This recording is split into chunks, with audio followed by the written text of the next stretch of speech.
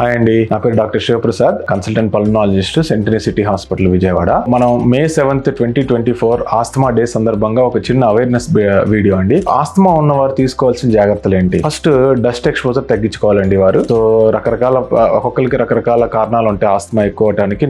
Dust exposure కావచ్చు, కొన్ని రకాల ఫుడ్ పడకపోవడం కావచ్చు, ఇట్లాంటి ట్రిగర్స్ కొన్ని ఉంటాయి. పాలన్స్, సీజన్స్ మారినప్పుడు, వైరల్ ఇన్ఫెక్షన్స్ బారిన పడినప్పుడు, ఇలాంటప్పుడు అవి మనం ఐడెంటిఫై చేయటం, మనకి ఏది పడట్లేదు ఐడెంటిఫై చేసి వాటికి ఎక్స్పోజ్ కి కొంచెం దూరంగా ఉండటం ఒకటండి. నెక్స్ట్ బయటికి వెళ్ళిన తర్వాత కొంచెం చలికాలంలో ఇలాంటప్పుడు ఏసీలు తక్కువగా వేసుకోవటం, చలిగా ఉన్నప్పుడు మంచిగా ఉన్నప్పుడు బయటికి వెళ్లకుండా ఉండటం, డస్ట్ ఇట్లాంటి ఎక్కువగా ఉన్నప్పుడు బయటికి వెళ్తే మాస్క్ వాడటం లాంటివి తీసుకోవటం, మంచి జాగ్రత్తలు తీసుకోవటం అనేది చాలా మంచిదండి.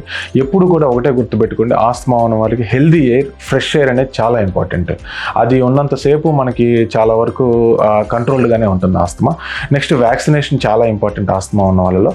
సో రెగ్యులర్గా తరచుగా వ్యాక్సిన్స్ చేయించుకోవడం కూడా చాలా మంచిదండి. దీంతో కూడా కొంచెం ఆస్తమాని మనం ఎక్కువ నివారించుకోవచ్చు. థ్యాంక్ యూ అండి.